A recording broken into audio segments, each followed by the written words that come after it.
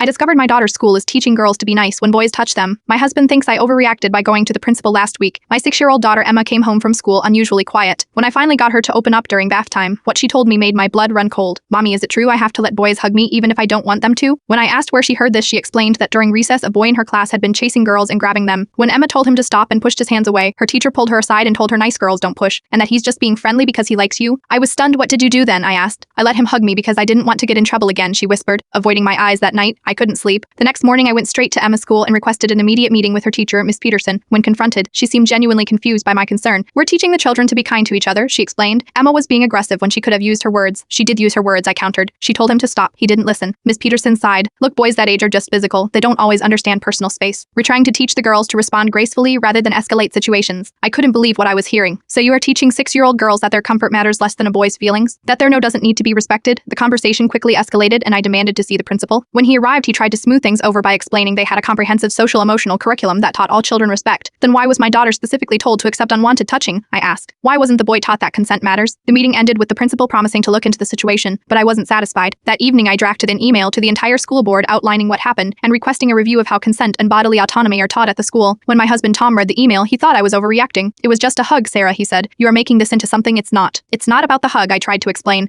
It's about teaching our daughter that she has to accept physical contact she doesn't want. But they're just kids, he argued. The school is trying to teach social skills. Exactly, I said. And the social skill being taught is that girls should prioritize being nice over setting boundaries. Tom thinks I'm turning a playground incident into a crusade. Maybe I am. But yesterday Emma told me she said no. When the same boy tried to hug her again and her teacher didn't scold her this time. Small victories matter when you are raising a daughter in a world that still teaches girls to be pleasant at their own expense. I sent the email to the school board this morning. Some lessons are too important to compromise on, even if it means being labeled the difficult mom at drop-off. My daughter's right to control who touches her body isn't negotiable. Parent not at 6, not ever.